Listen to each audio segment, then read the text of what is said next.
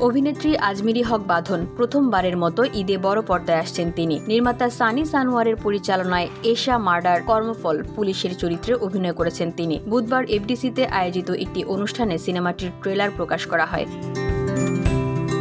সেখানে তিনি ছবিতে নিজের কাজের অভিজ্ঞতা নিয়ে কথা বলেন। বাঁধন বলেন, পুলিশের সঙ্গে আমার অনেক তিক্ত অভিজ্ঞতা আছে, যেই অভিজ্ঞতার কথা বলে শেষ করা যাবে না। তবে পরবর্তীতে তাদের সম্পর্কে আমার ধারণা বদলেছে, বোঝার চেষ্টা করেছি তাদের বিষয়ে।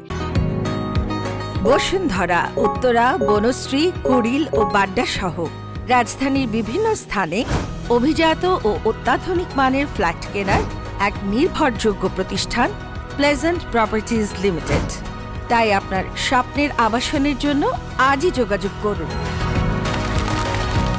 Pleasant properties limited, where destiny matches eventually। এরপর প্রথমবারের মতো পুলিশের চরিত্রে অভিনয় আমার জন্য খুব চ্যালেঞ্জিং ছিল। তবে আমরা সবাই মিলে গল্পটি দারুণভাবে উপস্থাপন করার চেষ্টা করেছি। আশা করি হলে গিয়ে দর্শক সিনেমাটি দেখবেন। সিনেমায় বাঁধন ছাড়াও অভিনয় করেছেন পূজা, এগনেস ক্রুজ, ফারুক আহমেদ, শরীফ সিরাজ সহ অনেকে। VOD Bangla news desk.